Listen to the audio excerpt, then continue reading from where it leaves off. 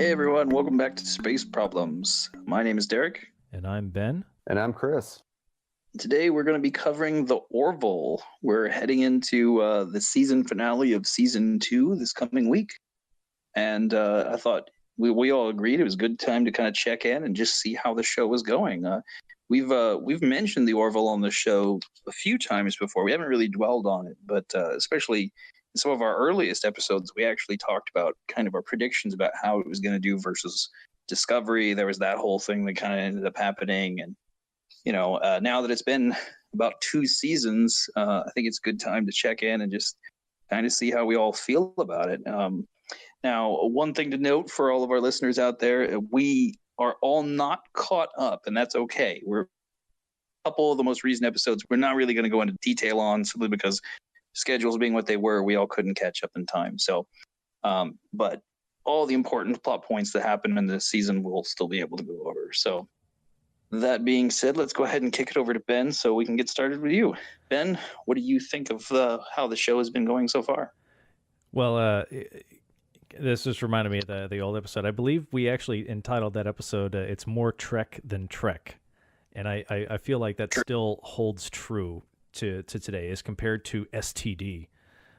Because I feel like Discovery is still trying to make Star Trek into something that it's not. It's trying to like Star Warsify that and create something. But I feel like the Orville is still like in the vein of TNG. And I feel like this is the show that Seth MacFarlane really wanted to create, because you could tell he's a fan of Star Trek.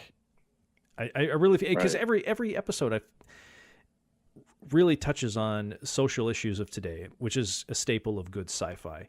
I don't know. I mean, right, all the way from the earlier season with the social media episode that we may have talked about before, to even now, like with everything, there is an underlying message, and I feel like that's important, because Derek, like you said before, like good sci-fi asks a question without necessarily giving you the answer. These episodes have done a better job of doing more than just trying to give us the pretty explosion and actiony, exciting. Like it's not trying to excite you every time. It's trying to, I wouldn't say enlighten, but I think it's trying to make you think. Exactly, and we've talked about this, that the true purpose of sci-fi is to ask the question, and B, to make you think. And you hit the nail on the head there, Ben. What we saw in season 1 with like the social media planet, like, is a good one, and just it treats a hard moral question as a hard moral question. We have Bortus's race and their daughter turned into a son. And what I think that they've done in season 2 is continue that. Not in a way that you would normally think. They're not building up. It's like, okay, what is the next big moral question can we ask? What's the hot topic? What's the issue and everything? These questions are questions that are relevant for now, but also are very rooted in humankind or humanity's past. And these are questions that have been asked for a long, long time. And they did a great job in season 1, and they've continued to do it in season 2. Yeah. I actually think they've found more nuance in season 2. I think they found a much better groove for those like bigger question kind of episodes, because I think season 2 did a much better job of, with exception. I mean, there are, I guess there's a couple episodes that come to mind that aren't as strong, but like overall, I think this season actually did a much better job of weaving in that kind of dramatic question with the theme of the show, with the character arcs, without it feeling quite so, for lack of a better term, in your face. They definitely backed off the humor, like, for sure. Yeah, to a point. Well, but I'm talking specifically about like the social, like, big sci-fi kind of questions. I think they did a much better job this time around with making it something that was absolutely like symbiotic with the rest of the show. Like the same thing that was asking the big moral question is also key to the theme of the show, and it's key to what the characters are going through. The one criticism I kind of had with the first season was some of those big question episodes, like the entire plot was the big question and everybody else was just sort of along for the ride. And that's all there was to it. It was just the plot. and very little else. And I think what I've really appreciated about season 2's writing is they do a much better job of having the plot happen, but also having characters going through changes, and it's a lot more, well-rounded. Right. I think, and one of the things that you kind of mentioned that I was going to say is that most of the main plots of season 1 were one character focused at a time, and I think what they've done in season 2, and I think that this is a good hallmark of most shows that get to a season 2 and beyond, is that the plot and the story arc doesn't just necessarily focus on one character and the other ones are supporting characters to it. This is the plot that affects several or everybody, and then you can see their reactions against each other, not always against each other, but including each other, against each other, how they all are affected by what's going on in the plot, not just, well, we're here to support the main character or characters going through that plot. Well, for me, what I really loved in between the first and second season, what I mean by they've really cut back on the humor, because the first season they tried to really, I think, emphasize the humor. This season, it can emphasize the story and the humor that comes within the story. Like, I can specifically think of an example of when Alara was replaced, which, by the way, she was like one of my favorite characters. I loved her, but like when her replacement came on, and she was like, this happened, that episode, she's like, this has to be like the craziest thing that's happened on the ship. And between like, the two, they started going off about like all the other crazy stuff, and it was literal previous episodes, and you're like, whoa, that's crazy, that's a weird thing to say, but they're all literal like episodes. We all know them to be true. For me, that was great humor, because they did it with a straight face, and it was like literal past episodes, and like, oh, you think that's crazy, and it's just the situational humor. It wasn't forced; it just felt natural. Like, this is what happened. This is what happened. Like, and it wasn't like they were pulling a situation out of their butts either. It's like, well, you should have seen the time that we split the ship in half and glued it back together with duct tape and everything like that. They didn't do anything like that. Everything that they mentioned was relatable. It's like, oh yeah, and it's a great way of kind of doing like a clip show or a clip episode without doing it. It's like, oh yeah, remember when this happened? And then the audience is sitting there, and we're all sitting there going, oh yeah, that was a really cool thing. Oh my God, yeah, that really was funny. Or, oh my God, that really did happen. Well, I think it's funny too, because if somebody actually caught that episode before watching the previous seasons, they're like, what the hell are they talking about? And then you could actually say, no, everything they mentioned is a previous episode. Yeah, that did happen. It's like, oh wow, I want to go back and check that out. That sounds hilarious. That sounds funny. Yeah, you're right. It's a good way of going back and saying, hey, check this out. Yeah, and I think the humor was one of the biggest growing pains of the first season, because I feel like it took them a while to figure out where the balance where the proper tone with the humor was supposed to be. Because especially the first few episodes, I can honestly say that there was some humor that really felt more like Family Guy humor. It felt more like almost a cartoony level of humor, where it, like, here's this wacky thing or something like that, and in some cases it was really over the top. Now, they had really good moments of humor in season 1, which is one of the reasons I kind of stuck with it, because I was like, there's clearly potential here, but it's just, there was definitely some cringe in that they were really trying to make this funny, but it doesn't work.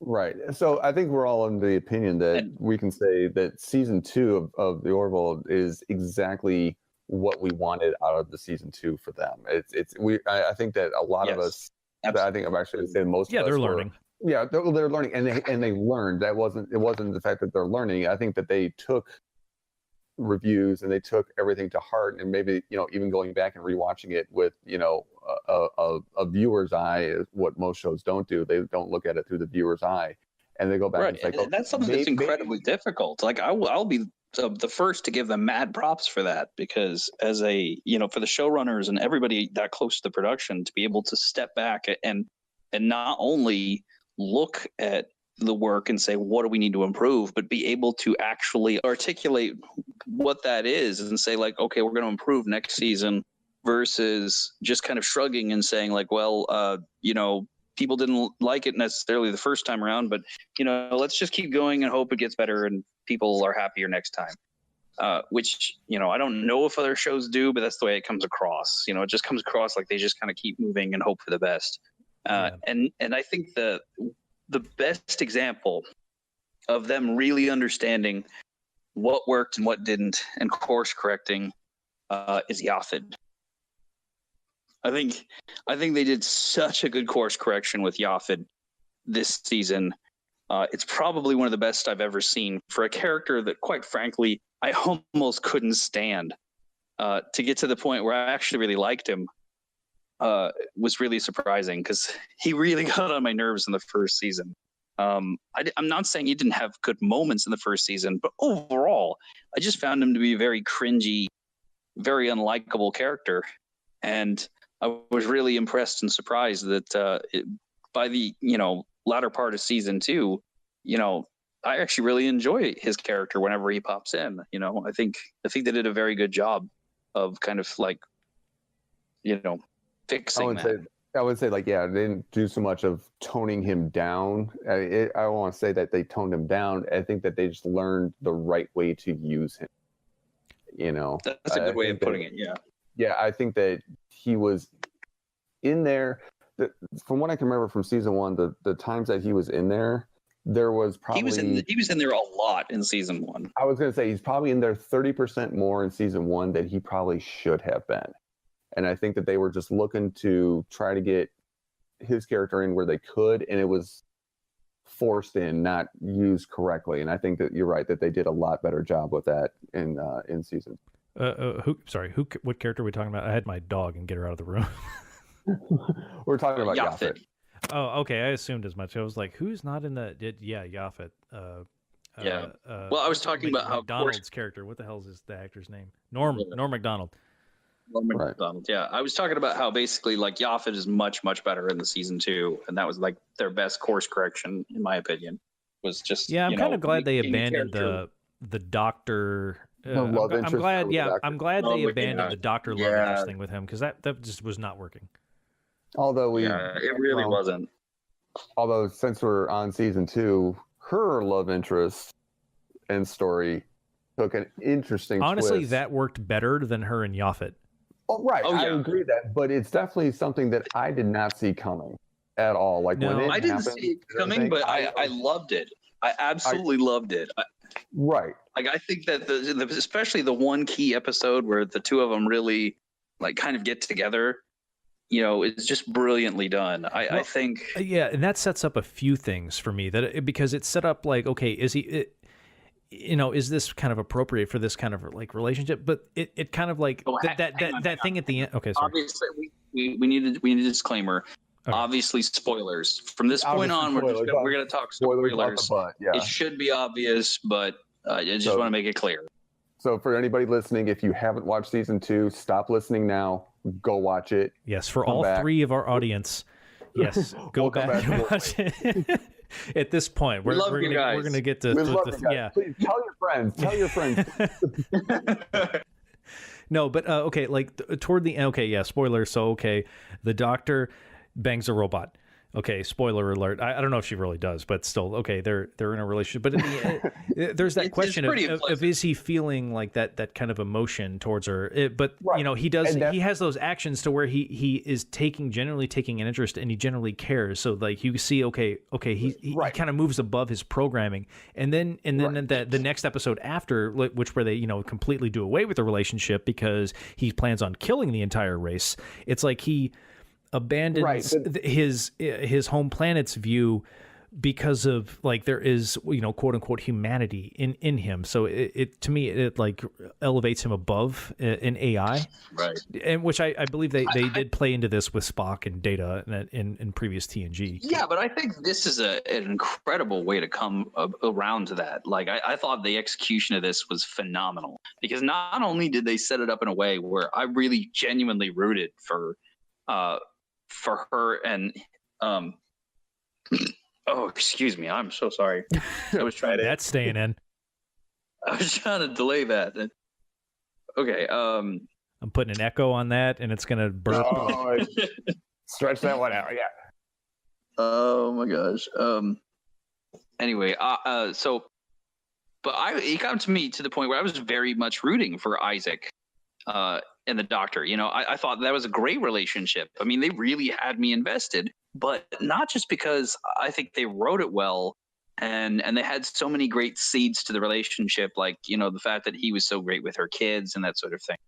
But I'm so happy because they did something I have yet to see done in science fiction that I think was really impressive, which was they tried to have a relationship with an AI with no emotions and still have him have emotions, and yet at the same time not make it like a cop out. Like they sold it, and I think the best way they did it. They gave you the best answer. They gave you the best answer for it. Exactly. Yes. Because to me, when I was watching it, I kept sitting here thinking, well, this is either going to be one of those cases where it ends up in heartbreak because it's only going to be a one-sided relationship where she loves him, but he can't love her back, which is why Data, the episode where Data, in the original Star Trek Next Generation, when he dated a crew member, that's exactly how that episode ended. Oh my God! Spoiler alert. Sorry. For a show from 20 years ago. But I think they did an amazing job by actually having it be very plausible that a robot with no emotions could still essentially show her love from a logical programming standpoint. Yeah, well, yeah. Well, so and the thing is, they brought into that to where it made the relationship okay. Like it was like, exactly. I can accept it now, and it's weird, like going, wait a minute, why am I accepting a robot relationship? Like, well, because like I said, they made it so that the logic, the kind of robotic logic that he brings to it is actually everything that would be in line with a healthy relationship, where he observes things about her, and then tries to adjust to her comfort because that's part of his programming for social etiquette. But that's like how many people in a relationship want their significant other to notice something is wrong and immediately be there and attentive. It was an amazing thing to see them kind of tie together the fact that all of his programming kind of already sets him up with the ability to show love and affection, just not in the way we immediately think of. Yeah, it's like too bad that programming had a cap to up until the point where the revolution happens, then you murder them all. Well, right. But that wasn't his fault. I mean, like because they even argued with him about his faulty programming. Well, no, but hold on. It is actually his fault. I mean, and actually, yeah, we accept it because this is what we would picture a relationship that would work, want it to be. But in the same way, it's not, because he, in fact, is doing the exact opposite. He is actually cheating on her in the relationship because none of the things that he is saying or doing with her are genuine. They're all false. And we learned that after the fact. Yeah, so it goes from this is all good, this is all good, this is the way things should be and everything. And it's amazing that it takes a robot to do this and everything. But in the end, we learned that it's all a lie. We learned that it's all data collection. No, it's not a lie, because here's the interesting distinction. Because as a robot, it's a status change. So I've thought about this. I kind of had a similar thought, but then one of my friends who's heavily into, more like robotics and programming kind of brought this up to me, where he was saying, think about it as a status change where, when you have code repeats, and essentially you have input and output, and it says if this, then this, and this is your code. This is your status quo. Yeah, 1-0. So therefore, so Isaac is operating at one status the entire time, which is basically, as long as I am on the mission to collect data, then I will do everything to basically make the crew comfortable and to coexist with them and to experience their world as best I possibly can. So that's and as long as that was his objective and his goal and nothing changed, he was on that loop and he was honoring every part of it perfectly. As soon as he got the signal that the time was there, his programming shifted and suddenly it went into, now I have this directive.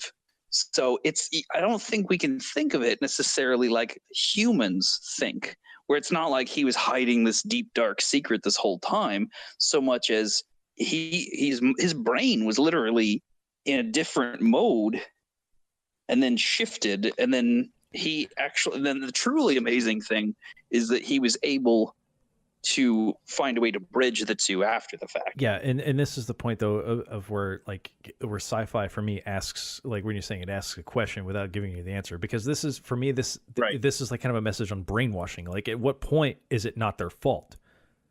Right. And the fact that they learned from that and moved on. Yeah, you may take some time it may take time to forgive them, but they've learned from it. You can't hold that. And now the whole what is it? The Kalons, is that their name?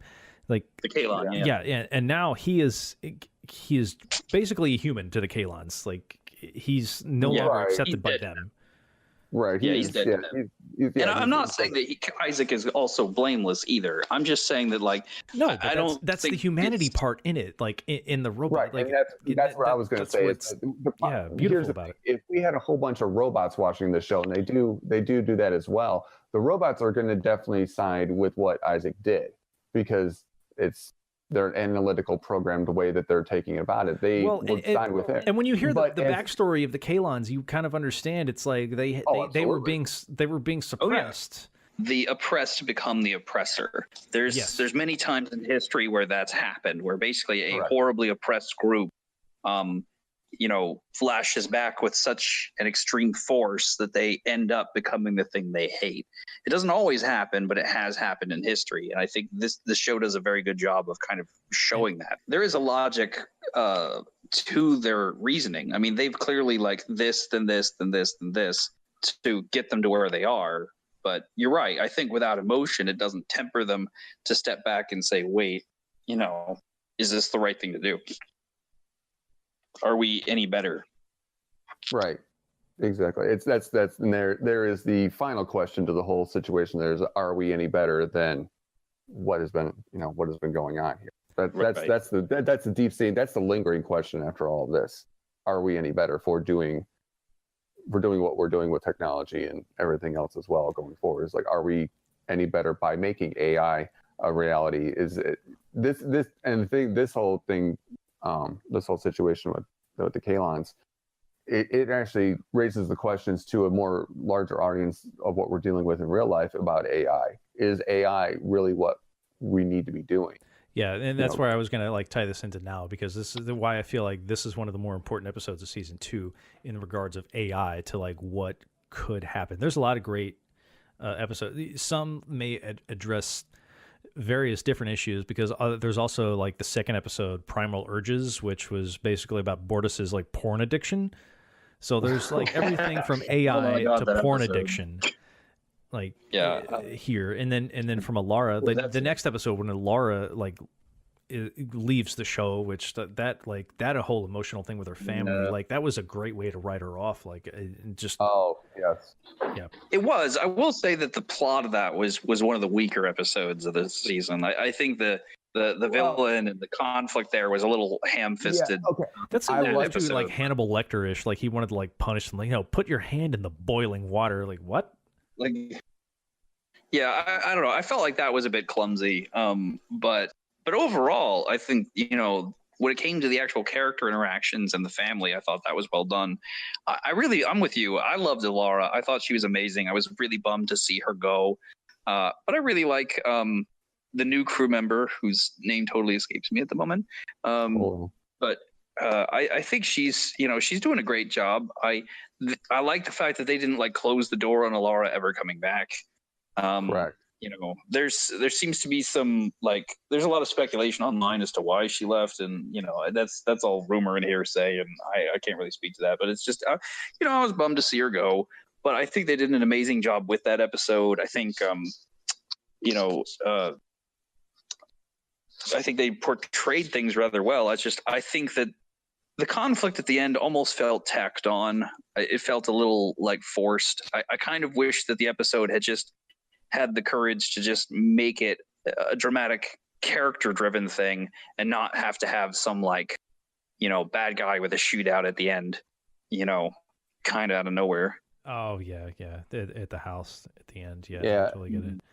And I also really, and I know we're just bouncing back between episodes, but because I'm just trying to cover a lot of what season 2 does, while we're doing this episode. But like I also really like what's the Krill that Ed kind of has kind of a relationship, Talea or whatever her name is. Like I really like that dynamic with, because I get both sides, why both sides like hate each other. You're like there is no clear answer to this. There's a big difference between presenting information and saying here this is, you draw your own conclusion, and then doing what I refer to as soapbox storytelling, which is basically, here is my opinion, here is why it is right, and you should think the way I do. And there's it's a big difference in storytelling. And I think that's what irritates a lot of people, because it's funny. There's a lot of people that complain about like, oh, this movie was too preachy, or this show is too this or too that.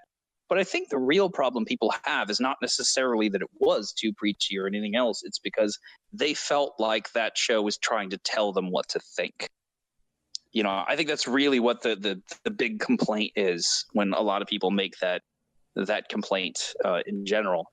And, you take the original Star Trek, like pretty much everybody says like, oh, the original Star Trek was an allegory for the Cold War, with the Federation being the USA and the Klingons being the Russians.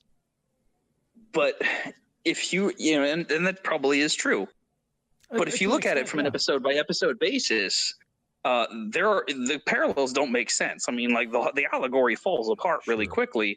The only way it really holds up is on the basic concepts of what they were doing, on the higher like general like stuff. Like, and that's what I'm talking about with the Krill.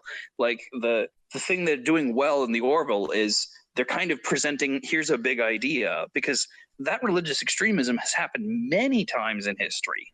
Sure. Not just in the modern era. And what I like about the Orville, like you said, like in season 2, like the episode Blood of Patriots, like where it shows you the evil of our side. Like if you say like the Orville and that's our side, like they show you somebody on our side that has taken an extreme view and applied it to the other side and going, okay, what you're doing is not right either. Right. So it makes you look makes you look at yourself. Well, and that's what a good, like I said, good storytelling makes, you question everything, including your own side. Because the thing is it's a much richer experience to basically have the Krill say, well, you did this to us. Because most big conflicts through history, especially feuds and things like that, the reason that they persist through the years and the reason it's so hard to get to peace is because the other side is constantly re-justifying minds every time a new attack or something like that happens, because it's constantly revenge for the previous aggression. And that cycle just keeps going. Right. And this applies to any movie or any, like you said, story. I'm going to use movie here because, I mean, we're going back to my forte here on that. You look at Star Wars. That whole entire story and almost any iteration of it is told from what we think are the victors and everything. It's a good winning story. Yeah, it takes a little bit to get to the final and everything, but it's told from the protagonist's point of view. And the antagonist is out there, and that's always in every story. But it's one of those, how does Star Wars play if it's told from the Empire side? It's basically you have a central government that's doing well. Granted, their methods aren't great. And here come these right-wing militants that blow up everything in a 5-mile radius with, lasers just because they think that the government is bad. That's where you get the story. But that's something that you have to see in any good story, is looking at it not only from the view that you're being shown or read about or whatever, but trying to see it through the other's eyes. Yeah, well, one thing that I did like too about the Blood of Patriots episode is we already had like a bad impression of the Krill, and like so at the beginning you get the Krill like blaming like this side, they're blaming yours, whatever quote unquote your side, because when I say our side, that's like the view of the Orville, because that's who the story is being told through. So it's like you have the Krill like blaming the Orville, but all of a sudden like the audience is thinking the Krill's full of shit. The Krill, like they're crazy, and then but at the end, like it's proven, like you get proven wrong as the audience member, and that really makes you question it. You're like, oh shit, I didn't, okay, like, and that was really powerful. Well, and I think they did a great job with. So there's that great episode in season 1 where they go undercover of the Krill, and they end up having to fight for their lives, and they end up having to basically kill the entire Krill crew, other than the I'm trying to remember her name, and it's eluding me here, but basically the does anybody remember the Krill teacher? She's the one that shows back up. She's the one that, Talea. Yeah, she's the one that shows back up in season 2. Yeah, Talea. Yeah, but basically, like, it's her and all the kids, Mm-hmm.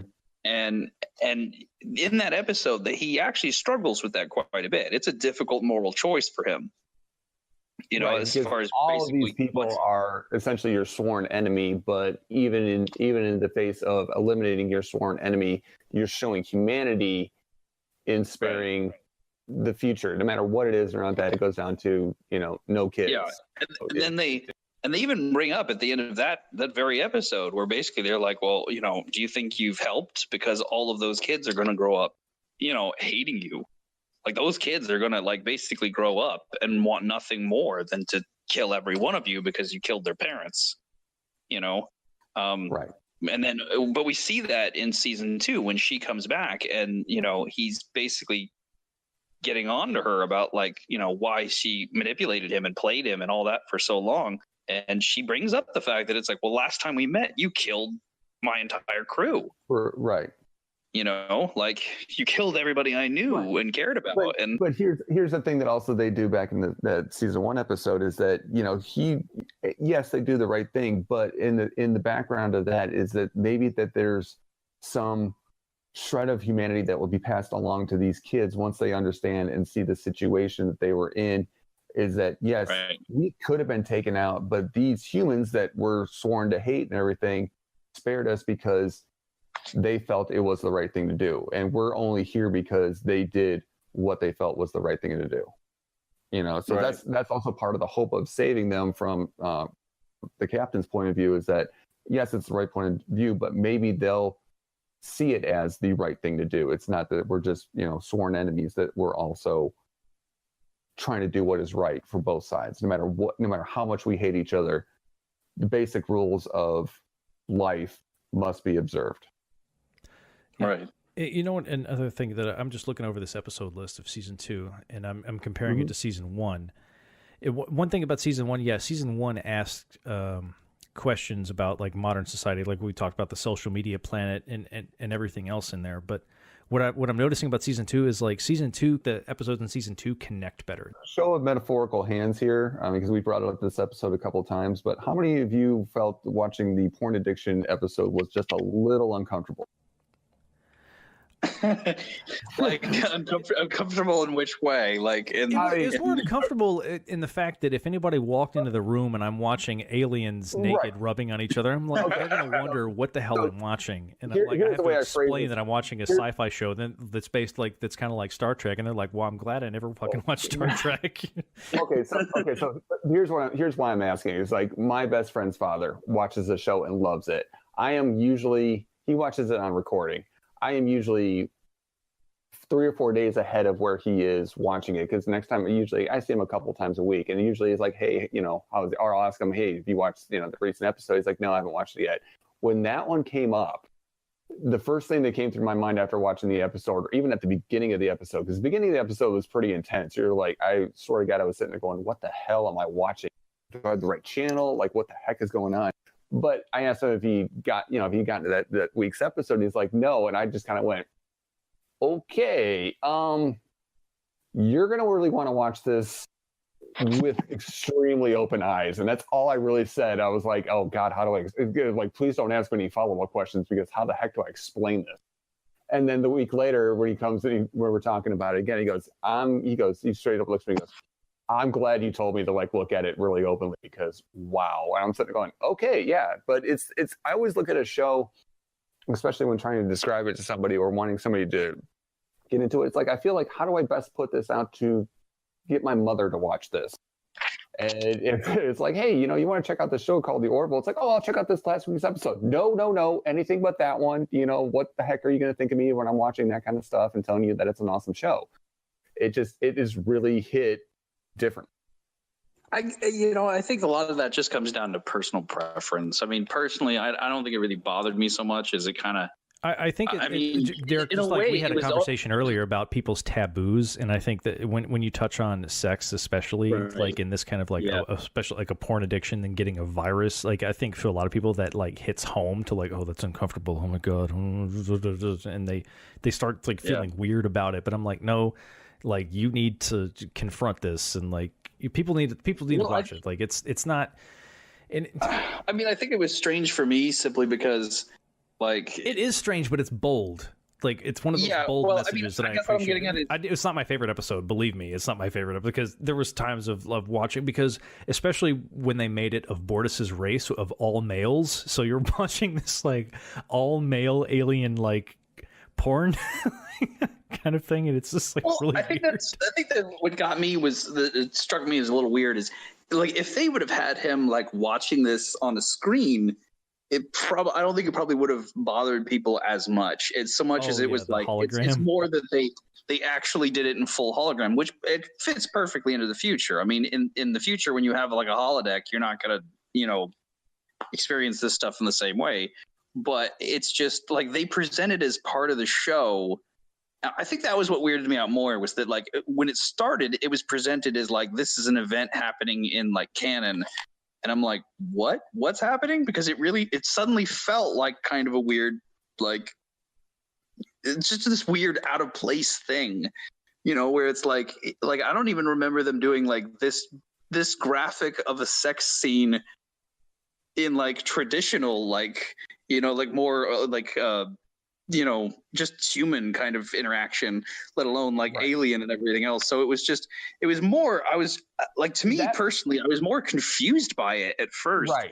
And then when it got going, I realized what they were doing. And in a strange way, like it didn't bother me. If anything, I actually almost felt like they were having trouble getting the tone right, because in a weird way, they were kind of trying to play it like a bad porn, like those stereotypical ones you hear about, where it's like, I'm the milkman, I've come to and I think that's what they were trying to go for. Right. They were hitting you with, this is the extreme, because I think if we'd seen something simpler, it wouldn't have hooked us nearly much into the story. Like, okay, the other thing the Orville does really well is that they put that question out there very, very bluntly. I feel that yes, there's the questions that need to be answered within that whole thing, but I think that the overall question of either the episode or the situation is pretty cut and dry from the jump, and I think that that's what this did a great job. But they just did it. They turned it up to 11 instead of having everything at like 9 or 10, like where you kind of have to read into it maybe a little bit. This was right in your face, right off the back before the credits. We're going to check this up to 11, and everyone, they went for the shock factor, and it hooked. Yeah, I mean, and that's the thing. I think they probably could have toned down on the shock factor just because, maybe that will turn off some of the audience. And quite frankly, I do think some of it's unnecessary. Like, I guess here's where I land. I feel like they just were a little too on the fence. Some of it, I feel like it is unnecessary, but yeah. Well, hear me out. Okay, yeah. But I'm saying, like, I think this is just difficult when it comes to tone. Like, it's really difficult to pull off tone. I'm going to be completely honest. Like, as someone who's done filmmaking, it is really hard to nail that tone just right. And I think that what I hear from a lot of people who talk about this episode is I'm kind of getting the vibe that if they had made more of a choice one way or the other, it probably would have played better. If they had really leaned into it and really made this like an over-the-top bad stereotypical porn, and it became clearer more quickly what was going on, I think people would have been more comfortable with it, because it would have come across a little bit more as like, oh, this is like a fun thing. We get it. Like he's got a porn addiction, and then they can get into the serious stuff. Or if they would have played it less funny and actually more like a genuine love scene, and then suddenly the surprise of finding out that it's just porn and then dealing with the serious topic. Either one of those choices, I think, would have made the episode stronger. It's just they kind of ride this weird middle ground. And I think that's what weirded me out about it, was like it hadn't really decided whether it was trying to be serious with it or not. Well, I mean, that's part of the Orville, I feel like, and they're still getting that tone. Especially, this is also the second episode of the second season, and I still feel like they were still adjusting that tone. But I do agree, tone is the hardest thing, and people that nail it, like I give major kudos to Sam Raimi, because you can make The Evil Dead 2 that combines two polarizing genres, comedy and horror, and somehow pull it off. Like, that to me is the most amazing thing you can do. Now, like, so I agree, tone definitely one of the hardest things to nail down, especially to have people on board with it, because you don't want people to go, what the hell am I watching? Like, one minute I feel like I'm watching a comedy, next I feel like I'm watching a horror, I feel like I'm watching this. But like, I feel like with sci-fi especially, and being in the future, and you can really kind of nail down like or kind of tackle certain topics and maybe kind of go crazy with it, but because it's the future, you can kind of imagine this. Way. Yeah, this like the holodeck, you can imagine porn in an extreme. But my question is, okay, when you're on the holodeck, like, how much is that really replicating at one point? Because I'll be honest with you, I can't imagine if you could smell porn, what that would be like. Like, to me, that would not be like a fucking turn on, like, at all. That's fair. No, that's fair. The show has gone off the rails at this point officially. Right. Well, no, but you get what I'm saying. Like, when they tackle sci-fi, I'm not trying to like make this show go off the rails, but I'm like, when you tackle sci-fi, how realistic can you go? Like, I know you're wanting to go crazy, like with this, so you've got to really nail down where do I draw the line with this, and I guess that's where I'm trying to tackle on with tone, because you got to. You're right. I just never would have thought of that. Like, that's like the first time that it's something to think about. Like, really, like. But I'm glad that, like, this episode, like, really, and this is something that I'm super happy that the Orville has done and really, like, doubled down on in the second season, which is, it's so refreshing to see a science fiction show really go the directions that you've always kind of been curious about, like, tackle the things that they never tackle, like the one nice thing about the Orville being a slightly more I don't know how to put it, like, less polished version of the future than Star Trek, is it does, like, in some ways the Orville almost feels slightly more inviting because they're just regular people. Well, it feels like Star because Trek they talk beta. about stuff that, like, it feels like they don't have everything right with the Federation. Like, they're still working it out. Like, it feels like it's before, like, like that era. Like, they're still trying to work to get to that point. But I mean, like, it's refreshing to see the crew, like, actually give each other crap and, like, just react a little bit more like regular people. Because there is one kind of issue with the traditional Star Trek, which came from Roddenberry's vision, which is that, like, the crew never had any conflict with each other. Which, I get it, with your view of the future that he's going for, it's absolutely in canon. But in some ways, it made some of the characters almost a little too stiff, like, long term, because there's so little fault in some of them, and there's so little. In some ways, having no conflict between them actually makes them harder to get closer with each other, because, like, in the Orville, it's refreshing to see people giving each other, like, a good-natured hard time, like, cranking each other. Because when you're nice to somebody all the time, you really don't know how they feel, like, about you. But I feel like when you see people's emotions, like when you see them when they're angry, when they're sad, when they're upset, when they're happy, it's like, okay, when they're happy to see you, they're genuinely happy to see you. Like, there's like a connection that you can still feel, like, with being human. And I feel like the people in this show are more human than they are in TNG and the original, the original series and stuff like that. And that's what I'm getting at. Like, I mean, well, the original series still had it. Like, Kirk, Spock, and McCoy gave each other a hard time, and in some ways, I feel like that, not for everybody, but for a lot of people, that's a sign of, like, closeness. When you're comfortable around someone, that you can give them a really hard time and you're both smiling through the whole thing. And, like, you can't do that with someone you just met. You're probably going to offend them without realizing it. It's, I guess that's what I'm getting at, is that this season, the crew just felt so much closer in a much more natural way. I think that Gordon, for instance, his character came so far this season. Like, I think they did a great job with Gordon in showing a lot more maturity with his character this season. Yeah. Scott Grimes is probably one of my favorite like characters actually on the I show. love Surprisingly, like I just absolutely like love his character. yeah, he's And amazing. I love that they got him to sing. Like I'm so happy that they had him sing. That was beautiful. Like he has great voice.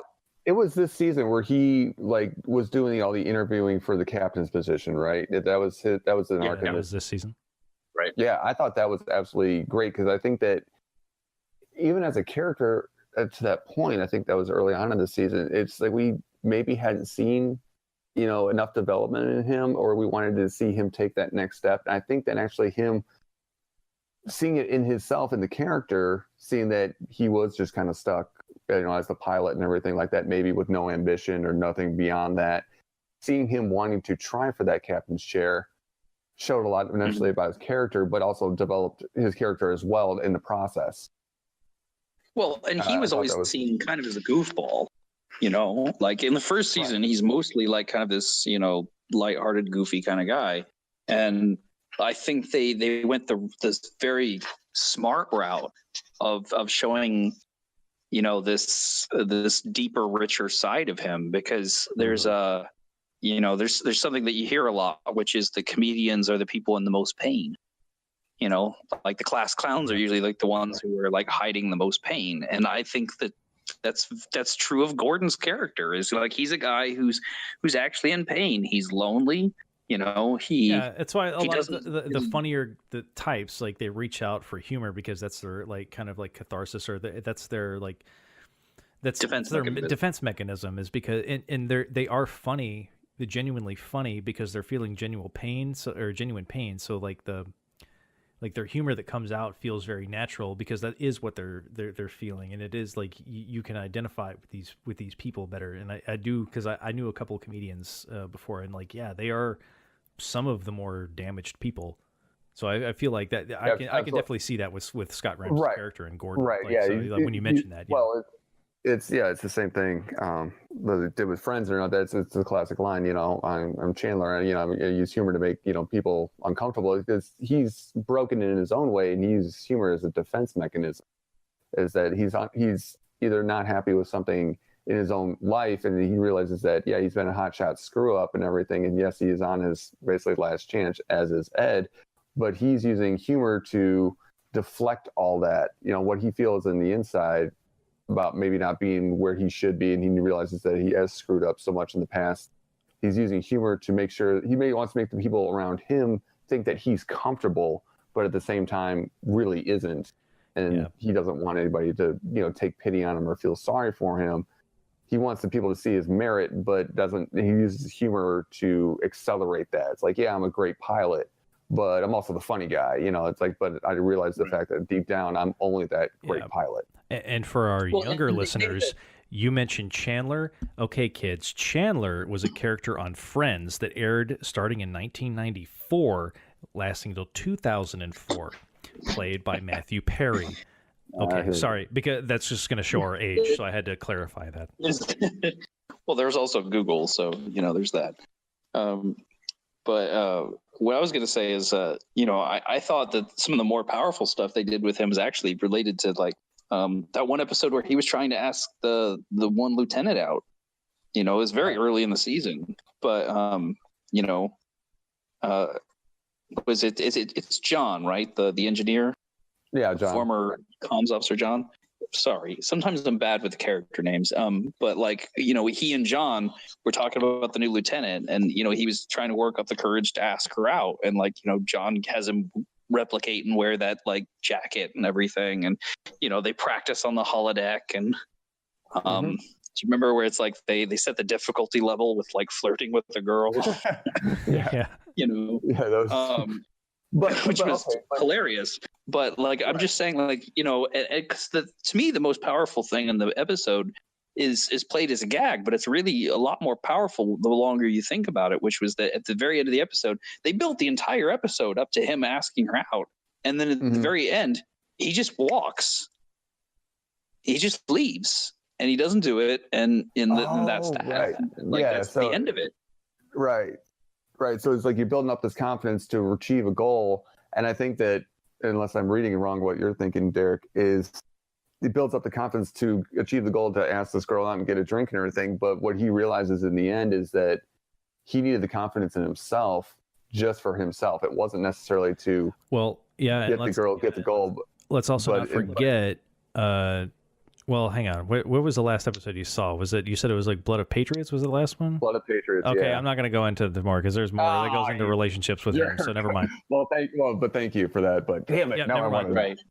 Well, I mean, I think you're onto something there a little bit, because that did lead into like the episode with him, asking for the command and everything. But I also feel like there was this sort of, very human, very relatable thing of his just insecurity just becoming overwhelming. Where it's like, it's all, like he can talk to John about it all day and he can practice all day long, because it's kind of the equivalent of working, like hyping yourself up and talking in your head about like, okay, here's this person I'm interested in, here's what I'm going to say, and I'm going to be so suave, and I'm going to be so all these things. And to me, it was very heartbreaking watching him walk away. Because I feel that feeling of like, man, I want to so bad, but I just can't do it. I just can't bring myself to go up there and say hi. And the depression, the instant depression that follows that, I don't know. That's something that I felt was really powerful. Like, to me, like I said, everybody gets their own thing out of the episode, but like when I watched it, I was just like, I just wanted to like reach through the screen and just give the guy a hug and be like, dude, it's okay. Like, you can try again. Yeah, I get what you're saying there, Derek. But like I said, when I saw it and when I really looked at it and everything, I saw what I was saying. I saw that he gained the confidence more in himself, and it wasn't. I think that he realized that he needed that for himself, not just for asking that girl out. That's the way I read it. But I see exactly what you're saying. But the thing is, that's what's great about this season. It's the writing is that strong. I love the fact that you and I both walked away from that episode with two entirely different things. Yes. And they're both equally valid. And I can when I hear your explanation, I'm like, yeah, that totally works. Oh, that makes perfect sense in the series. So like they did a really strong job this time. Like I said, not everything was perfect. Some stuff was a little sloppy, but they're still working on it. But in some ways, I kind of feel like the Ed Kelly thing. I hope they just kind of either resolve that, or I don't know. I hope they wrap that up soon, because I feel like it was a nice way to kind of keep the story going, but. I don't think that's a storyline that's strong enough to keep them going into several seasons. This is not going to be a Sam and Diane thing. They're doing an okay job with it, because I was just going to say the same thing. Barely mentioning it once in a while, like getting back together. I feel like it's once every several few episodes. I feel like it's almost going to be like that Ross and Rachel like thing again. Right, that's exactly what I was. 1994 to 2004, there was a show. Hey, I was even further back. I was referencing Sam and Diane Cheers, and that's in the 80s. So right. But I think actually the way that they played it in this season, I think, was right, because I'm trying to remember what's going on. They played up Kelly having a serious relationship, and then with the teacher. And Ed tried to, but she turned out to be a krill. Right, but you saw that, and granted, that was a great storyline. But I think that it showed a lot of maturity on Ed's part when. God, I can't remember his name. Hold on. The teacher's name. It's really bugging me. That guy. Yeah, Cassius. Yeah, that's it. Guy. I was like, that guy. When Cassius basically starts, when they meet and they're kind of like, oh, yeah, by the way, it's like he knows that Ed's the ex-husband and everything, but they're kind of keeping it quiet. But when they actually get it out in the open and go public with their relationship, it's interesting to see Ed's dynamic and how he reacts to it. I mean, even to the point of, when he takes the shuttle out for a cruise and he kind of flies by their window on date night and everything, it's kind of like, okay, Ed's being a little creepy. But then a couple episodes later, Cassius is coming to him because he's starting to see things in Kelly. And it's like, whoa, wait a minute. This is becoming difficult because of your relationship, but I'm going to go to the one guy that knows or has seen this stuff before. And he starts asking, is this normal? And is this, and then Ed has that moment where he could totally sabotage the relationship by giving him stuff to do that would really piss her off. And you could see it on him. He's like, wait a minute. No. Well, he sees that's what he's went through before. And honestly, he does want Kelly to be happy. And so that's exactly. He's like, dude, do this. She'll really like it. Play this song. Give her this or that. She'll really like it, and she'll know that it's genuine. That you're putting forth the effort that really wants. Yeah. And honestly, I know you're not caught up completely there, Chris, but you need to finish up the catch up to where we are. Granted, we haven't seen the finale yet, so at time of the recording. Right. But they definitely do go more into their relationship. All right, we'll get there in a future episode. The previous episode really accelerates that quite a bit. Yeah, I could mention more, but I don't want to spoil it for him. But all I'm saying is, it's like, I'm not saying that it hasn't been handled well. I'm simply saying that rarely does would they won't they storyline pan out work well past like 2 or 3 seasons max. Like I've virtually never seen a would they won't they situation exceed 3 seasons and still work. Like 3 seasons seems to be like the sweet spot for getting characters together, because any longer, and I think most audience members are just like, oh, just shut up about it already. Right, and I think that if the Orville gets to season 3, and we still don't know yet, Fox hasn't said anything, and they won't probably for another few weeks and everything. I think the good news is that there has been a rumor of people saying that they expect it to be. So they expect it to. Take that with a grain of salt. But I think that if they do get the green light, and which I think that they will as well, I think that is going to be something that's going to probably get brought up to the writers' table, and I'm pretty sure they probably already have the story for it. But we're going to see that definite answer to the question in next season, probably in the first half. I think they're going to have to, and I think that they'll do it. And with what they've done with everything else, they've done it in the right way, and I think that we're going to probably get the answer that we'd expect. I mean, I think we all have the idea probably within ourselves and everything, but you guys probably have a little bit better of an idea since you guys are ahead of me. But I think that we're going to get an answer to it one way. Yeah, shut up. Sorry. Yeah. Well, yeah. I agree. They probably already have a basic outline of like their relationship and how it's going to go. And I'm starting to see too. And I'm just going to totally switch gears on this, but like later this season, I'm starting to see more and more Star Trek, especially characters, like come into play. I've noticed like episode 12 had Jonathan Frakes is the director, and then we see Marina Sirtis? Wasn't she one of the? We saw Frakes last season too as a director. Yeah. Well, okay. Yeah. Okay. Yeah. No, he was. Yeah, you're right. I think he did direct. Right. But yeah, we're starting. Yeah, they're starting to see. Like I just feel like it's but was Marina Sirtis? Was she in last season? Because I know she was in this one. No, she's in this one, but I don't remember her being in last season. Okay, and I don't know if Chris has gotten to that episode yet, but I mean, it's not spoiling anything. But Marina Sirtis is in. Well, she was the new teacher. Oh, okay. Because okay. Remember Kelly? Yeah, Kelly's boyfriend left, so she's the new. Yeah. Okay. So that's Troy, right, from TNG? Yeah. Deanna Troy. I was going to say, I'm actually really excited because I think they're doing a very good job with the serialized storylines, and I'm actually really interested in seeing what happen with Bortus and his family, because I think that's actually been one of the more interesting storylines they've really pursued quite heavily this season. Like they've checked in with Bortus's family a lot. Well, not only Bortus's family, but with things with him and Clyden and the tension there. I also thought that bringing other members of his race into play, because he had that episode where they were upgrading the deflectors on the ship. I mean, the episode was called Deflectors, but they brought other Mocklins into play, and they dealt with a member of that race feeling other feelings, and they played into the security guard, being interested, essentially for Mocklins, being gay, being interested in a female and showing affections outside of their normal culture into a female. I mean, granted of another species, but showing feelings and emotions and desires outside of what the societal norm is for their race. Yeah, and again, you've got to catch up because there's more. Oh, you dick. Yeah, there is. But I think that's what's really fascinating, is because I'm so happy that they didn't just kind of like wrap up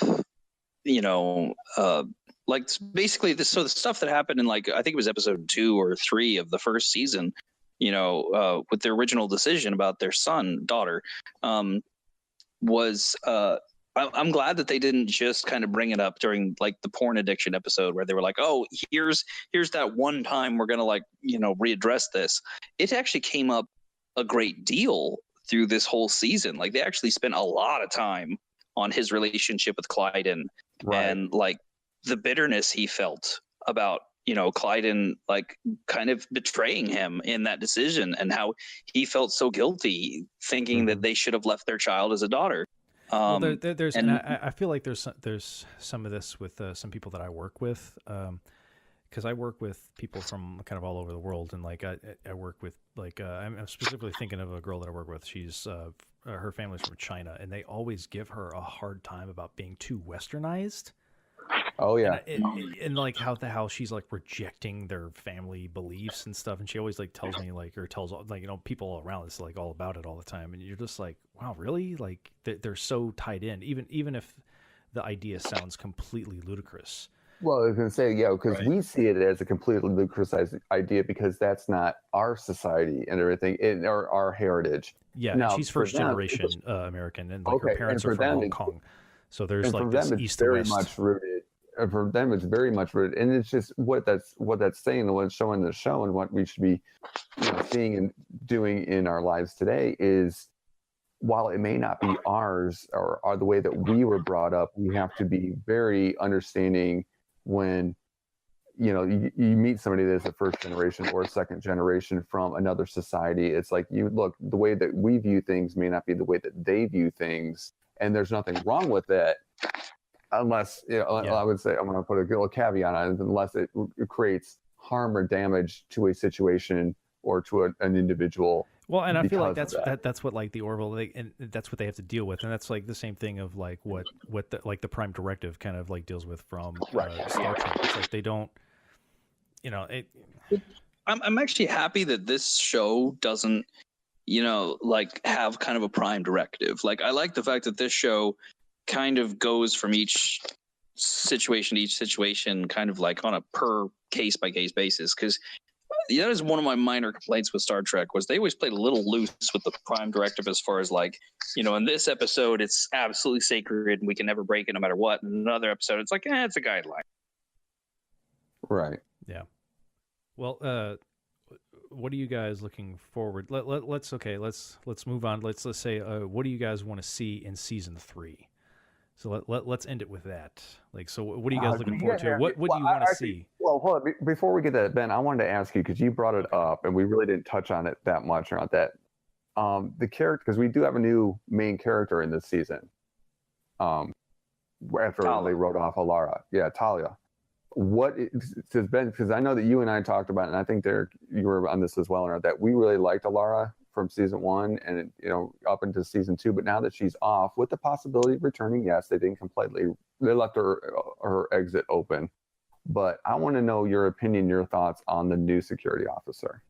She hasn't had time to warm up to me, to be honest, because I got so attached to Alara. Just be honest, there's nothing wrong with her, the new officer, and I kind of like her, but I actually got really attached to Alara because I really rooted for her being the like. She was like this underdog, but yet she was stronger and more physically powerful than anybody, but yet the weakest emotionally.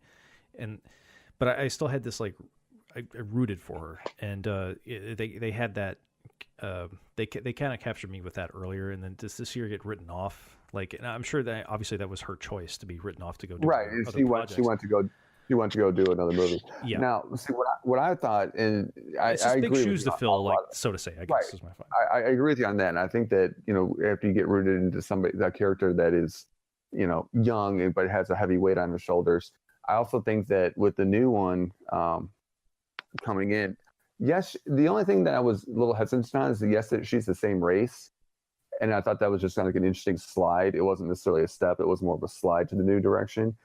The thing is now, she had the challenge of filling Alara's shoes, filling that missing crew member shoes and everything like that. She, has also the struggle of having to come into a new crew and replacing somebody that has been been loved by so many people, especially the captain. And so it's like you have to see her challenges of setting her standards and everything. And I actually found that I've actually really liked her winning over the audience too. Like, right. Everybody loved, Laura, like they say they got invested in it, and she almost has to prove herself. And I figure, I don't think she's actually gotten that episode. You know what I'm talking about? That episode that really makes you say, I'm behind her. I want to chime in. Yeah, I want to chime in because this is exactly what I was going to say. With my opinion on her, which was because I like Talia. I'm not sure how to pronounce it. But I think she's a great character in terms of potential. But the problem I have is, at least right now, is that one of the reasons I liked Alara so much was that she is a character who has like all of these places to go. Like her character has tons of future development ahead of her because of everything that Ben set up, which is, like she's the underdog, people don't take her seriously. She has a hard time in relationships because basically men don't like the fact that she's stronger than them. Like all of these things, she had so much on her plate, and it was going to be it just seemed like they had a lot to work with. And the only problem I have with Talia is that they haven't really given her any kind of arc yet or definitive personality. Because so far, she's more or less a blank slate. Except for one episode. Remember back, and this is the episode I just talked about, the episode of Deflectors with the Mocklins coming on her, that she was the one that the Mocklin was interested in, was interested in, expressed his feelings for. And the end of that episode is where her reaction and what she said, I wish I could remember it verbatim. Oh, to Clytus, yeah. To was it Clyden or was it to Bortus? Clyden. It was to Clyden. That. I mean, basically, she told him off to, like, you see me in the hallway, you walk the other direction. That right there at the very end of that episode was when I was like, yes, to me, it's like, okay, that is what earned her the spot in the show. Is like, yep, you just had your foot, your arc with the foot in the door. That is what hooked me. And I said, okay, you know what? Yes, I'm going to miss Alara and everything, but you know what? Now I've got you. And because I have a feeling that that's going to play in a lot more than we'd expect. I feel like there's a mystery building up with her, like, because that was like the first idea, like, that she was showing, like, quote unquote humanity or whatever. Right. I think that she's got. I think I'm willing to bet that there's going to be an episode with her where her past or her hidden demons, kind of like with Alara, with her testing, being in control of the ship. And I'm sure she felt something with that episode, like when when she said you walk the other way, because I'm sure that episode, like, and I'm sure they have this written down somewhere, like, touched a nerve with her and her past. They're like, okay, you really broke down a door with me, like, on this, like, you walk the other way because you've hit something. And I've that's where I'm kind of like, I guess where I'm going to go into this, like, where I'm hoping, I guess, season 3 does expand on her story. That's kind of like my hope. Like, and I'm sure they will, because everybody seems to be getting their own time. Right. Here's one thing. Okay, so and that's the thing I'm saying is I think she just needs one really good story episode to really sell me on her. Because like so far she's fine. She's passable. I like her, but like to really make her like a favorite, I just need more to invest in, and I just right now it's not there, and that's one of the things I really hope for season 3. Yeah, I'm kind of hoping to get more on her. A few other crew members, I'm sure that we'll get something on, like even Yaphet. I'm kind of because like, where the hell does he come from? Like, even if we don't have to dedicate something to like a whole episode to it, but I'm just like, what? Like that's like a kind of a weird mystery, I think they gave him a great moment in the 2-parter with the yes. I thought it was so great that they actually gave him a little bit of a heroic moment. Like that to me was so refreshing, especially because his character from the first season, like to see him not only do heroic things but volunteer for them, I thought was really amazing. Yeah, but I still feel like it doesn't like it gave him a moment or it gave him some characterization, but I still don't feel like I know much. I mean, and he's just one example, and there's other things but that's the beauty of the show. Like, you can really, like, there's so many places you can go. Like when you talk about the vastness of space, all the different planets, the people, Right. And actually, I have an answer to your question, Ben, and when your original question before I interrupted you, but that just kind of reminded me of where you wanted the things to go for season 3. So yeah. So, but okay, where are you looking for like season 3? all right. My okay, because you made a very good, interesting statement there about saying that there are so many worlds to go to and so many things to explore. What I would like to see in season 3, and actually I would actually say that I want this as a 2-parter, is I want the crew and the ship to be called back to Earth for whatever reason, like, their current mission's up, and I want to see their lives on Earth when they get back and they don't have the ship. What happens when they go home? I want to see them for the humans there. Like for the humans, yeah. Well, that makes them them, and maybe seeing like Boris and Clyde in a hotel on Earth, experiencing what Earth culture is like, when they're on break, when they're on leave, essentially, and and seeing Yaphet back on Earth, and seeing all the races that don't necessarily live on Earth, intermingling with the struggles of how this is what humans do, this is what life is like, for a human on Earth and everything, and yet at the same time, I mean, I can see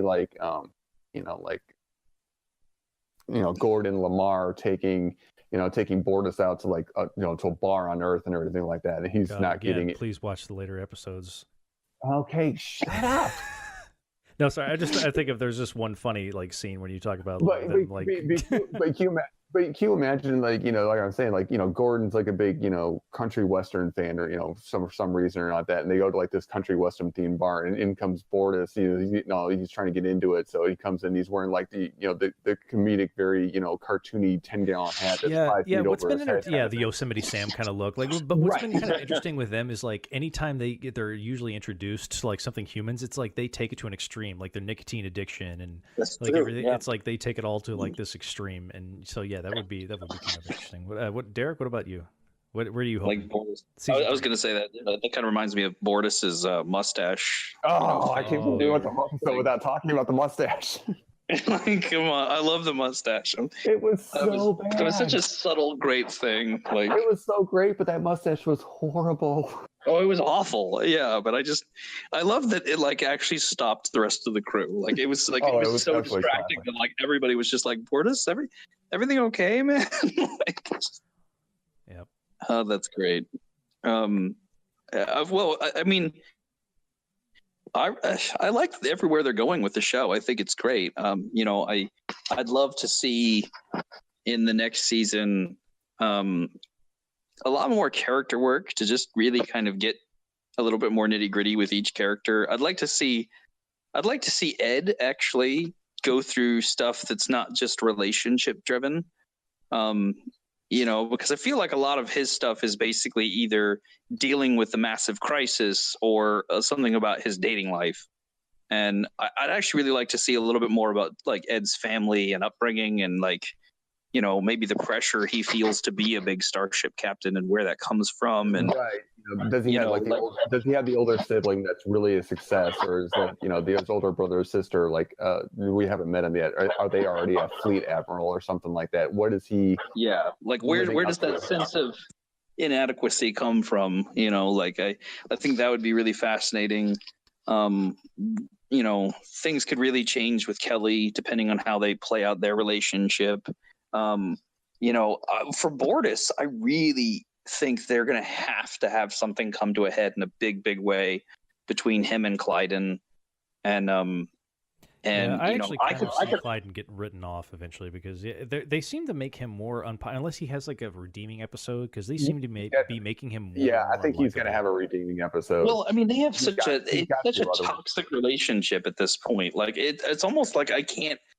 They almost seem like they're destined for some kind of divorce that hopefully doesn't resort to them having to stab each other like they mentioned, but right. They just seem almost so incompatible with each other at this point. And I could actually see Bortus trying to have their son switch genders, switch back. I can almost see now that you mentioned that, I can almost see them getting a divorce, and his redeeming episode will not be to resort to violence and stabbing. Like it'll be like that will be like his redeeming Like kind Derek, you actually just brought up something interesting that might play, and this might be good for late season 3. Is that what is Topa's, which is their son's name? What Oh, is thank you. I was having such a hard time remembering that. it just came to me. What is his thoughts going to be when he really starts to understand that he was born as a female, and Right. Yeah. How it's is he now gonna a male? process I think they that? will address that eventually because I think I think that'd be a good prediction, and this is where either could go either way with Clyde and everything. Is that if Topa is starting to feel more towards the female, we don't know obviously the genetic makeup of Motlins. If he's starting to feel that maybe he is more female, and then wants to essentially reverse the procedure if possible, and Clyde still has his foot down, but Bortus is on board and everything, does that lead to a situation where they can no longer be together, and that's how he gets written off, kind of thing? Or I think that would actually be great. I think that's a great storyline to go with. That's the moment where they're just incompatible, right, and they just realize that they're incompatible as much as they love each other and everything. They just realize that this is and it would root back to this is the underlying cause of all this tension and everything. Up to it. Well, and a lot of it just comes down to they just grow apart, Right. the two of them are growing in a different direction, and until one of them meets the other in the middle, the relationship is in trouble. And so I think that'd be really cool to see. And like we already talked about Talia, I really just want a really rich episode with a little bit more of her history, and I'd actually really like to see granted, I'd love to see Isaac and the Doctor reconcile eventually. I know it's going to be a slow process, but that's going to take something too. And actually, I don't even think that's going to happen next season. I just think next season will be the building blocks. But my prediction for that is the obvious would be Isaac does something to save the boys or to save her from a situation. Right. But actually, I had the reverse on that. Actually, happening is the fact that something's going to happen to Isaac. I mean, we kind of already saw it in the 2-parter, but something drastic is going to happen to Isaac, and she's going to have to do, take whatever is necessary to really understand, and save him somehow. I think that actually might play better than the obvious. He saves them from, because he's done it before. He saved them. Yeah. Well, and it's going to take it's going to take some sacrifice from both of them. It'll be interesting to see which way they go. Right. But I honestly think that the character I want to see them more, the most development from is really Gordon and John. I'd love to see. I want to see more growth out of them. I want to actually see more out of John, because I think Gordon. I do too, because I think that John kind of got the short end of the stick this season. I feel like. Well, I think he got the short end of the stick last season too. Well, they started with him being a bit smarter and hiding his intelligence from everybody. I feel like they started, but they didn't flesh it out. Well, I think the biggest problem what they have with him is at this point they've kind of written him into a bit of a corner because they've made him too smart and too cool. He's now a guy who is attractive, who gets any girl he wants, who I've got a great plot when you get a chance. Who's too smart and everything else. I'd love for them to really do more with his character to actually make him vulnerable and show more of his flaws and that sort of thing. And I'd love for Gordon to grow more as a person. And I don't know. I'm just saying, I'd like to see more out of both of them, and even more with their friendship, because I think there's so many great shows, even in Star Trek, where there was such a great buddy dynamic between two characters. Geordi and Data. They're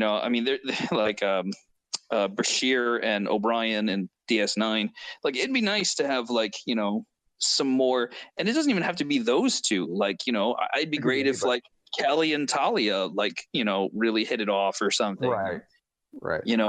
I see a good arc for either Gordon and John. It would be for one of them to essentially get recruited by the fleet to head up another developing program or help another starship that's being developed, and they have to go and leave the crew.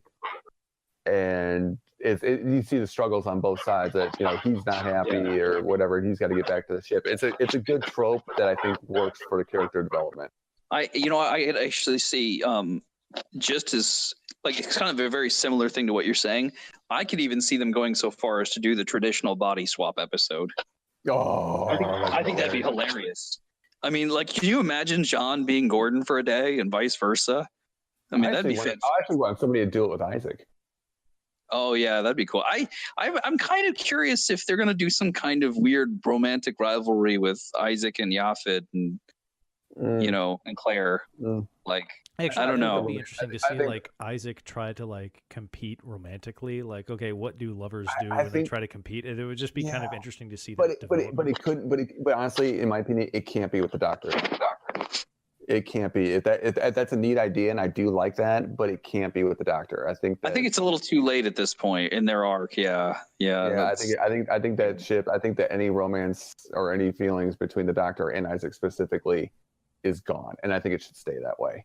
I think if you reintroduce that to a point where they're trying to compete, and get the Doctor just brought it back. It would feel forced, but it would be nice to see like some other dynamic or something. And I actually think what would be really kind of cool is for them to take some of the lesser characters, like they've sort of talked about this with other shows, and Star Trek has that below decks thing, which is a similar idea. But like, I would love to see one dedicated episode just devoted to like the side super minor characters, right?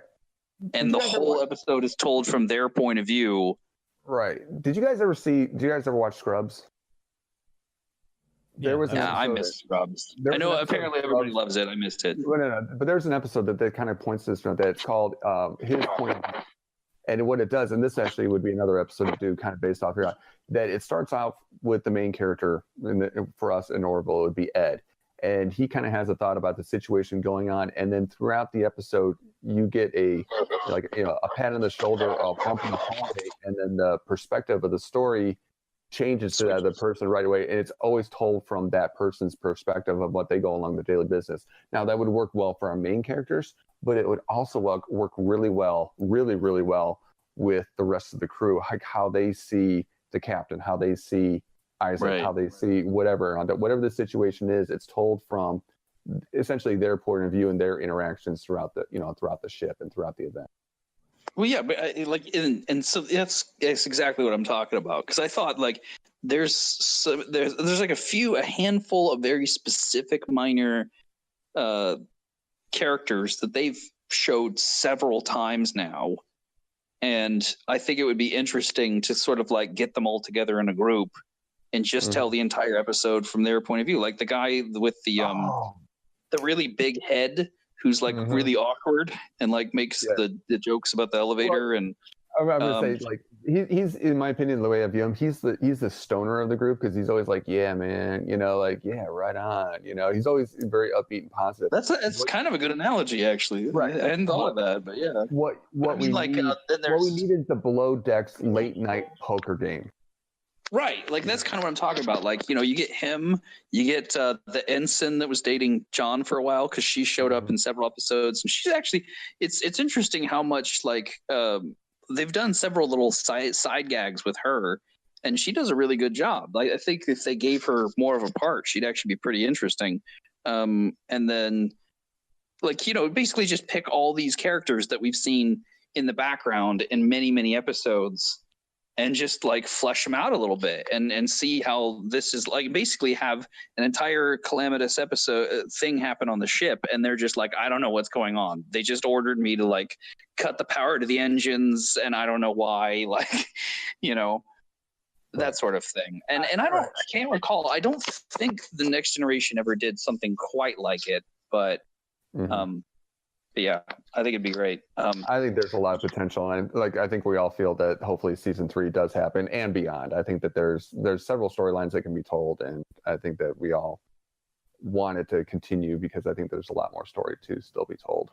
Yeah, if previous Star Treks can do it, we can do it now with modern day plots. Because I mean, like what I said, like when we talked about last season with the social media planet, that episode could not have existed when Star Trek, like TNG or the original series came on, because those jobs, like social media, didn't exist back then. So I feel like there's more moral plots to really tackle with today, and I feel like it could go for several seasons. There's social situations that they can talk about now that they couldn't in Next Generation because of Roddenberry's rules. Right. You know, like, because you couldn't have that kind of conflict. You can't have the subtle social interactions that they're having. So, Yep. you know, I'm really looking forward to where it's going. You know, super happy with it. I don't think that this is a Star Trek replacement, but I don't want it to be. I'm happy that it's its own thing. I think it's doing a great job. I'm glad it is what it is. And you know what? It's really starting, and it has for long stood on its own legs. Yes, it's heavily Star Trek influenced, but this is a show that even without Star Trek, for anybody that hasn't watched it, stands on its own legs. Whether you like action or you like sci-fi, you're not looking for a replacement. You're looking for something else. You're looking for a good show. You're not. I don't watch like Predator. Oh, I like that, but then I'm going to watch like, you know, another Stallone movie or another like Schwarzenegger. Is this going to be the next Predator replacement? Like, you don't want a replacement. You want the next action movie. You want the next thing. You don't want oh, this is going to replace this for me, and you just want the next thing. You're not looking for replacements. And so like I feel like when people like when they come out with you're ruining my childhood kind of thing. Like that's you only really get tackled on that when you try to take the same name and do something, and that's kind of what I feel like STD is doing more than. And I'm not saying it's ruining people's childhoods, but it's taking what they knew and then trying to like change it. Like, it's trying to pull it somewhere else, and like for me that feels like it's trying to replace something.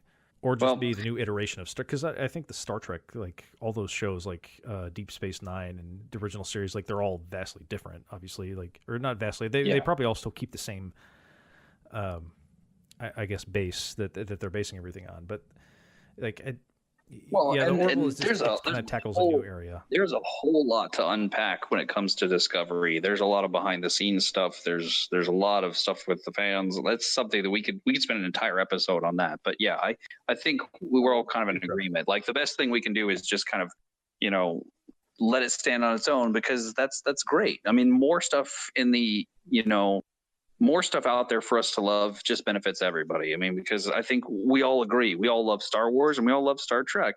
We don't want them to be the same thing. Same with the Orville. Like, you know, it's nice that it's capturing a bit of the magic that TNG had, but I'm really happy that it's its own thing. And yeah, I think that should cover it for today. Guys, any last words? Renew season 3. Renew season 3. Sorry, but I got to finish at this time of recording, it has not been announced that it's renewed, as we've said before. By the time it goes online, it probably will be announced. So in case, yay, season 3 is announced, and then just in case it doesn't, fuck, they've canceled it, son of a bitch. No, you know what? I'm going to go on a limb here. Not only do they renew for season 3, season 4 as well. Give us hope for 2 future seasons. You know what? I think they got a good thing here. They can do it, and I think that Fox should. So. Well, it's Fox. Absolutely agree. Yeah. Well, Fox is owned by Disney now, so yeah, that's another caveat they got to think about. But if they're going to let Deadpool go through unharmed and unmolested and everything, then they should give the Orville a season 3 and season 4. Hey, I actually think that it has a much better shot of being renewed because of Disney than Fox, because Fox has a nasty habit of axing things. So we'll see. But anyway, all right. Well, until then, thank you all for listening to Space Problems. Please continue to keep an ear out for us. We keep trying to post more regularly, and we'll attempt to get better at that in the future. But, you know, lives are lives. Until then, my name is Derek. And I'm Ben. And I'm Chris. And we'll see you all next time.